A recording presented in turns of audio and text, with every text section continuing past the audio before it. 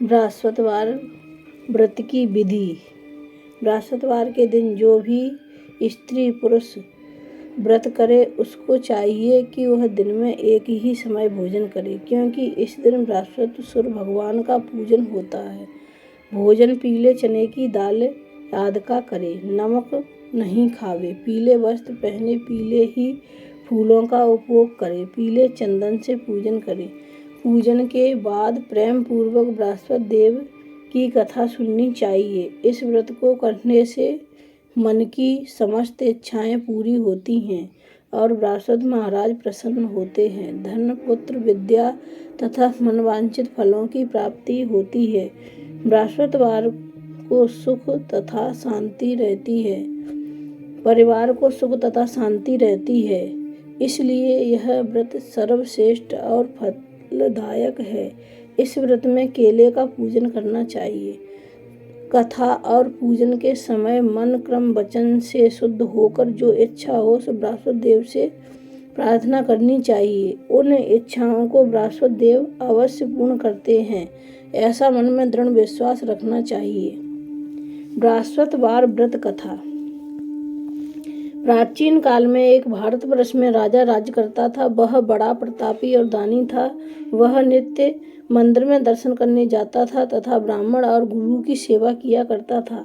उसके दरवाजे से कोई भी निराश होकर नहीं लौटता था।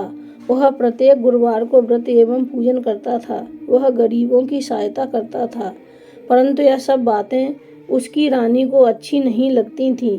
ना वह व्रत करती, ना किसी को एक पैसा दान में देती थी तथा राजा से भी ऐसा करने को मना किया करती थी। एक समय राजा शिकार खेलने वन को गए हुए थे। घर पर रानी और रानी की दासी थी। उस समय गुरु बृहस्पति देव एक साधु का रूप धारण कर राजा के दरवाजे पर भिक्षा मांगने गए तथा भिक्षा मांगी तो रानी कहने लगी, हे साधु महाराज, मैं इस दान पुण्य से तंग आ गई हूँ। मेरे से तो घर का कार्य समाप्त नहीं होता। इस कार्य के लिए तो मेरे पतिदेव ही बहुत हैं। अब आप ऐसी कृपा करें कि ऐसा धन नष्ट हो जाए तथा मैं आराम से रह सकूं। साधु बोले, हे देवी, तुम बड़ी विचित्र हो। संतान और धन से कोई दुखी नहीं रहता, इसको सभी चाहते हैं। पापी भी पुत्र और धन की इच्छा करता है। अगर आपके पास धन अधिक है तो भूखे मनुष्यों को भोजन कराओ, प्याऊ लगाओ, ब्राह्मणों को दान दो, धर्मशाला बनवाओ, कुआं, तालाब, बावड़ी, बाग, बगीचे आदि का निर्माण कराओ, निर्धनों मनुष्यों की कुंवारी कन्याओं का विवाह कराओ और अनेकों यज्ञादि धर्म करो। इस प्रकार के कर्मों से आपके कुल का और आपका नाम परलोक में सार्थक हो जाएगा एवं स्वर्ग की प्राप्ति होगी। मगर वह रानी इन बातों से खुश न हुई। वह बोली, हे साधु महाराज, मुझे ऐसे धन की भी आवश्यकता नहीं है जिसको मैं और ही मनुष्यों को दान दूं तथा जिसको रखने उठाने में मेरा सारा समय बर्बाद हो जाए। साधु ने कहा, हे देवी, तुम्हारी ऐसी इच्छा है तो ऐसा ही होगा। मैं तुम्हें बताता हूँ, वैसा ही करना। बृहस्पतिवार के दिन घर को गोबर से लीपना, अपने केशों को धोना, केशों को धोते हुए स्नान करना, राजा से कहना कि वह हजामत बनवाए, भोजन में मांस मंद्रा खाना, कपड़े धोबी के यहाँ धुलने डालना। इस प्रकार 7 बृहस्पतिवार करने से तुम्हारा सब धन नष्ट हो जाएगा। ऐसा कहकर साधु महाराज वहाँ से अंतर ध्यान हो गए। रानी ने साधु के कहे अनुसार वैसा ही किया। 3 बृहस्पतिवार बीते थे कि उसका समाप्त धन नष्ट हो गया और भोजन के लिए दोनों समय तरसने लगे, संसारिक भोगों से दुखी रहने लगे। तब वह राजा रानी से कहने लगा कि रानी, तुम यहाँ पर रहो, मैं दूसरे देश को जाता हूँ, क्योंकि यहाँ पर सभी लोग मुझे जानते हैं, इसलिए कोई कार्य नहीं कर सकता। देश चोरी परदेश भीख बराबर है। ऐसा कहकर राजा परदेश चला गया। वहाँ जंगल जाता और लकड़ी काटकर शहर में बेचता। इस तरह जीवन व्यतीत करने लगा। इधर राजा के घर रानी और दासी दुखी रहने लगी। किसी दिन भोजन मिल जाता तो किसी दिन जल पीकर ही रह जाती। एक समय रानी और दासी को 7 रोज बिना भोजन के व्यतीत हो गए। रानी हो गए तो रानी ने अपनी दासी से कहा, हे दासी, यहाँ पास ही नगर में मेरी बहन रहती है, वह बड़ी धनवान है, तू उसके पास जा, वहाँ से 5 शेर बेजर मांग ला, कुछ समय के लिए गुजर हो जाएगी। रानी की आज्ञा मानकर दासी रानी की बहन के पास गई। रानी की बहन उस समय पूजन कर रही थी, क्योंकि उस रोज बृहस्पतिवार था। जब दासी ने रानी की बहन को देखा और उससे बोली, हे रानी, मुझे तुम्हारी बहन ने भेजा है, मेरे लिए 5 शेर बेजर दे दो। इस प्रकार दासी ने अनेक बार कहा, परंतु रानी ने कुछ उत्तर नहीं दिया, क्योंकि वह उस समय बृहस्पतिवार की कथा सुन रही थी। इस प्रकार जब दासी को किसी प्रकार का उत्तर नहीं मिला तो वह बहुत दुखी हुई एवं क्रोध भी आया, परंतु वह बिना कुछ कहे लौटकर अपनी रानी के पास आकर बोली, हे रानी, तुम्हारी बहन तो बहुत ही घमंडी है, वह छोटे लोगों से बात भी नहीं करती, इसलिए उसने मेरी बात का कोई उत्तर नहीं दिया। मैं वापस चली आई। रानी बोली, हे दासी, इसमें उसका कोई दोष नहीं है। जब बुरे दिन आते हैं तब कोई सहारा नहीं देता, अच्छे बुरे का आपत्ति काल में ही पता लगता है। अब जो ईश्वर की इच्छा होगी वही होगा, यह सब हमारे भाग्य का दोष है। इधर उस रानी ने देखा कि मेरी बहन की दासी आई थी, उससे मैं नहीं बोली, इससे वह बहुत दुखी होगी।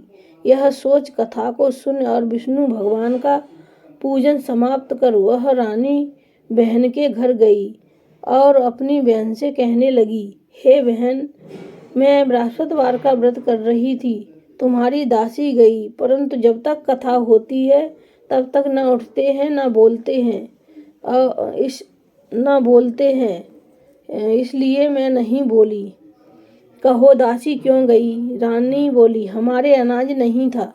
वैसे तुमसे कोई बात छिपी नहीं है, इस कारण हमने दासी को तुम्हारे पास 5 शेर बेजर लेने के लिए भेजा था। रानी बोली, बहन, बृहस्पति भगवान सभी की मनोकामना पूर्ण करते हैं, देखो शायद तुम्हारे घर में अनाज रखा हो। इस प्रकार के वचन जब रानी ने सुने तो घर के अंदर गई, वहाँ उसे एक घड़ा बेजर का भरा मिल गया। अब तो रानी और दासी को बहुत खुशी हुई। देखो, दासी कहने लगी, हे रानी, देखो, पहले हम जब भोजन नहीं मिलता है तो हम रोज ही व्रत करते हैं। अगर इनसे इस व्रत की विध और कथा पूछ ली जाए तो इसे हम भी किया करें। तब रानी की बहन अपनी बहन से पूछा कि हे बहन, मैं बृहस्पतिवार के व्रत की कथा कैसे है तथा यह व्रत कैसे करना चाहिए।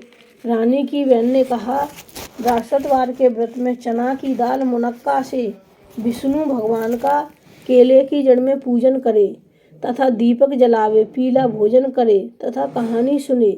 इससे बृहस्पति भगवान प्रसन्न हो कर अन्न पुत्र धन देते हैं। इस प्रकार रानी और दासी दोनों ने निश्चय किया कि बृहस्पति भगवान का पूजन जरूर करेंगे। 7 दिन बाद जब बृहस्पतिवार आया तो उन्होंने व्रत रखा। घुड़सवार में जाकर चना गुड़ बील लाई तथा उसकी दाल से केले की जड़ में विष्णु भगवान का पूजन किया। अब भोजन पीला कहाँ से आए, बेचारी बड़ी दुखी हुई, परंतु उन्होंने व्रत किया था, इस कारण गुरु भगवान प्रसन्न थे। 2 थालों में सुंदर भोजन लेकर आए और दासी को देखकर बोले, हे दासी, तुम्हारे और रानी के लिए है भोजन, तुम दोनों खा लेना। दासी भोजन पाकर बड़ी प्रसन्न हुई और रानी से बोली, चलो रानी जी, भोजन कर लो। रानी को इस विषय में कुछ पता नहीं था, इसलिए वह दासी से बोली, तू ही भोजन कर, क्योंकि तू हमारे व्रत में हंसी उड़ाती है। दासी ने कहा, एक महात्मा हम दोनों को 2 थालों में भोजन दे गया है, इसलिए हम और तुम दोनों साथ साथ भोजन करेंगी। इस प्रकार रानी और दासी दोनों ने गुरु भगवान को नमस्कार कर भोजन प्रारंभ किया तथा अब वह प्रत्येक बृहस्पतिवार को विष्णु भगवान का व्रत करने लगी और रानी के पास फिर धन हो गया। रानी फिर उसी प्रकार आलस करने लगी। तब दासी बोली, देखो रानी, तुम पहले इस प्रकार आलस करती थी, तुम्हें धन के रखने में कष्ट होता था, इस कारण तुम्हें बड़ी मुसीबतों से हमने यह धन पाया है, इसलिए हमें दान पुण्य करना चाहिए तथा भूखे मनुष्यों को भोजन करवाओ, प्याऊ लगवाओ, ब्राह्मणों को दान दो, कुआं, तालाब, बावड़ी आदि का निर्माण करवाओ, मंदिर पाठशाला बनवाकर दान दो, कुंवारी कन्या का विवाह करवाओ, धन को शुभ कर्मों में खर्च करो जिससे तुम्हारे कुल का यश बढ़े तथा सुरक्षा की प्राप्ति हो। तब रानी ने इसी प्रकार कार्यक्रम करने प्रारंभ किए तो उनका यश फैलने लगा। एक दिन रानी और दासी विचार करने लगी, न जाने राजा किस प्रकार से होंगे, उनकी कोई खबर नहीं। उन्होंने गुरु भगवान से प्रार्थना की। भगवान ने रात्रि में राजा को सपने में कहा, हे राजा उठ, तेरी रानी तुझको याद करती है, चलो अपने देश को चलो। राजा प्रातःकाल उठा और विचार करने लगा। स्त्री जात खात पहनने की संगीन होती है, पर भगवान की आज्ञा मानकर वह अपने नगर के लिए चलने को तैयार हुआ। इससे पूर्वक जब राजा परदेश चला गया तो परदेश में दुखी रहने लगा। प्रतिदिन जंगल से लकड़ी बीन कर लाता और उन्हें शहर में बेचता। अपने दुखी जीवन को बड़ी कठिनाई से व्यतीत करता था। एक दिन दुखी हो राजा अपनी पुरानी बातों को याद करके रोने लगा। तो उस जंगल में बृहस्पति एक साधु का रूप धारण कर आए और राजा के पास आकर बोले, हे लकड़हारे, तुम इस सुनसान जंगल में किस चिंता में बैठे हो, मुझको बतलाओ। यह सुन राजा के नेत्रों में जल भर आया और साधु को वंदना कर बोला, हे प्रभु, आप सब कुछ जानने वाले हो। इतना कहकर साधु को अपनी संपूर्ण कहानी बतला दी। साधु रूपी भगवान बोले, हे राजा, तुम्हारी स्त्री ने बृहस्पति देव का अपमान किया था, इस कारण तुम्हारी यह दशा हुई है। अब तुम किसी प्रकार की चिंता मत करो, भगवान तुम्हें पहले से अधिक धनवान करेगा। देखो, तुम्हारी स्त्री ने गुरुवार का व्रत प्रारंभ कर दिया है और तुम मेरा कहा मानकर बृहस्पतिवार को व्रत करके चने की दाल गुड़ जल के लोटे में डालकर केले का पूजन करो और कथा का और सुनो। भगवान तुम्हारी सभी मनोकामनाओं को पूर्ण करेगा। साधु को प्रसन्न देखकर राजा बोला, हे प्रभु, मेरे पास इतना भी नहीं जिससे मैं भोजन करने के उपरांत कुछ बचा सकूं। मैंने रात्रि में अपनी रानी को व्याकुल देखा है। मेरे पास कुछ भी नहीं जिससे मैं उसकी खबर मंगा सकूं। फिर मैं कौन सी कहानी कहूँ, मुझको कुछ भी मालूम नहीं है। साधु ने कहा, हे राजन, तुम किसी प्रकार की चिंता मत करो। बृहस्पतिवार के दिन तुम रोजाना की तरह लकड़ियाँ लेकर शहर को जाओ। तुम्हें रोजाना से दुगना धन प्राप्त होगा, जिससे तुम भली प्रकार भोजन भी कर लोगे तथा बृहस्पति देव की पूजा का सामान भी आ जाएगा। और बृहस्पति देव की कहानी निम्न प्रकार से है। प्राचीन काल में एक ब्राह्मण रहता था। बहुत निर्धन था, उसके कोई संतान नहीं थी। उसकी स्त्री बहुत मलिनता के साथ रहती थी, स्नान न करती, न किसी देवता का पूजन करती। प्रातःकाल उठते ही सर्वप्रथम प्रथम भोजन करती, बाद में कोई अन्य काम करती थी। इससे ब्राह्मण देवता बड़े दुखी थे। बेचारे बहुत कुछ करते किंतु उसका कोई परिणाम नहीं निकलता। भगवान की कृपा से ब्राह्मण की स्त्री के एक कन्या रूपी रत्न पैदा हुआ। वह कन्या अपने पिता के घर बड़ी होने लगी। वह प्रातः स्नान करके विष्णु भगवान का पूजन तथा जप करती थी। अपने पूजन पाठ को समाप्त कर स्कूल जाती तो अपनी मुट्ठी में जौ भर ले जाती और उसके पाठशाला के मार्ग में डालती जाती। तब ये जौ सोने के होते जाते लौटते समय बीन कर घर ले आती थी। एक दिन वह बालिका सूप में सोने के जौ को फटक कर साफ कर रही थी। उसके पिता ने देख लिया और कहा, हे बेटी, सोने के जौ को फटकने के लिए सोने का सूप होना चाहिए। दूसरे दिन गुरुवार था। इस कन्या ने व्रत रखा और बृहस्पति देव से प्रार्थना करके कहा, हे प्रभु, मैंने आपकी पूजा सच्चे मन से की हो तो मेरे लिए सोने का सूप दे दो। बृहस्पति देव ने उसकी प्रार्थना स्वीकार कर ली। रोजाना की तरह वह कन्या जौ फैलाती हुई जाने लगी। जब लौटकर जौ बीन रही थी तो बृहस्पति देव की कृपा से उसे सोने का सूप मिला। वह उसे घर ले आई और उससे जौ साफ करने लगी, परंतु उसकी माँ का वही ढंग रहा। एक दिन की बात है, वह कन्या सोने के सूप में सोने के जौ को फटक कर साफ कर रही थी। उस समय उस शहर का राजपुत्र वहाँ होकर निकला। इस कन्या के रूप और कार्य को देखकर मोहित हो गया तथा भोजन जल त्याग कर उदास होकर लेट गया। राजा को जब इस बात का पता लगा लेट तो अपने पुत्र के पास गए और बोले, हे बेटा, तुम्हें किस बात का कष्ट है? किसी ने अपमान किया है अथवा कोई कारण हो सो कहो। बेटा बोला, मुझे आपकी कृपा से किसी बात का दुख नहीं है, ना मेरा किसी ने अपमान किया है, परंतु मैं उस लड़की के साथ विवाह करना चाहता हूँ जो सोने के सूप में सोने के जौं को फटक कर साफ कर रही थी। यह सुन राजा आश्चर्य में पड़ गया और बोला, हे बेटा, इस तरह की कन्या का पता तुम ही लगाओ, मैं तेरा विवाह उसके साथ अवश्य करवा दूंगा। राजकुमार ने उस लड़की के घर का पता बतलाया। तब मंत्री उस लड़की के घर गए और ब्राह्मण देवता को सभी हाल बतलाया। ब्राह्मण देवता राजकुमार के साथ अपनी कन्या का विवाह करने के लिए तैयार हो गया तथा विधि विधान के अनुसार ब्राह्मण की कन्या का विवाह राजकुमार के साथ हो गया। कन्या के घर के जाते ही पहले की भांति उस ब्राह्मण के घर में गरीबी का निवास हो गया। अब भोजन के लिए अन्न बड़ी मुश्किल से मिलता था। एक दिन दुखी होकर ब्राह्मण देवता अपनी पुत्री के पास गए। बेटी ने अपने पिता की दुखी अवस्था देखा तो अपनी माँ का हाल पूछा। तब ब्राह्मण ने सभी हाल बतलाया। कन्या ने बहुत सा धन देकर अपने पिता की विदा कर दिया। इस तरह उस ब्राह्मण का कुछ समय सुखपूर्वक व्यतीत हुआ। कुछ दिन बाद फिर वही हाल हो गया। ब्राह्मण फिर अपनी कन्या के यहाँ गए और सभी हाल बतलाया। लड़की बोली, हे पिताजी, आप माताजी को लिवा लाओ, मैं उन्हें विधि बता दूंगी जिससे तुम्हारी गरीबी दूर हो जाएगी। वह ब्राह्मण देवता अपनी स्त्री को साथ लेकर पहुँचे तो पुत्री अपनी माँ को समझाने लगी, हे माँ, तुम प्रातःकाल उठकर सर्वप्रथम प्रथम स्नान करके विष्णु भगवान का पूजन किया करो, सब दरिद्रता दूर हो जाएगी। परंतु उसकी माँ ने एक भी बात नहीं मानी और प्रातःकाल उठकर अपनी पुत्री के बच्चों की जूठन को उठाकर खा लिया। यह देखकर उसकी पुत्री को बहुत गुस्सा आया और एक रात कोठरी से सभी सामान निकालकर अपनी माँ को उसमें बंद कर दिया। प्रातःकाल उसमें से निकाला, स्नान करा के पाठ कराया तो उसकी माँ की बुद्धि ठीक हो गई और वह फिर प्रत्येक बृहस्पतिवार को व्रत रखने लगी। इस व्रत के प्रभाव से उसकी माँ भी बहुत ही धनवान तथा पुत्रवती हो गई और बृहस्पति जी के प्रभाव से वह स्वर्ग को प्राप्त हुई तथा ब्राह्मण भी सुखपूर्वक इस लोक के सुख भोग कर स्वर्ग को गए। इस तरह कहानी कहकर साधु देवता वहाँ से अंतर्ध्यान हो गए। धीरे धीरे समय व्यतीत होने पर फिर बृहस्पतिवार का दिन आया। राजा जंगल से लकड़ी काटकर शहर में बेचने गया। उसे उस दिन से रोज से अधिक पैसा मिला। राजा ने बृहस्पतिवार का व्रत किया तो उसके सभी कलेश दूर हो गए, सभी दुख दूर हो गए। परंतु जब दोबारा गुरुवार का दिन आया तो बृहस्पतिवार का व्रत करना भूल गया। इस कारण बृहस्पति भगवान नाराज हो गए। नगर के राजा ने विशाल यज्ञ का आयोजन किया तथा शहर में यह घोषणा करवा दी कि कोई भी मनुष्य अपने यहाँ भोजन न बनावे। समाप्त जनता मेरे यहाँ भोजन करने आए, जो इस आज्ञा को नहीं मानेगा उसके लिए फांसी की सजा दी जाएगी। इस तरह की घोषणा संपूर्ण नगर में करवा दी गई।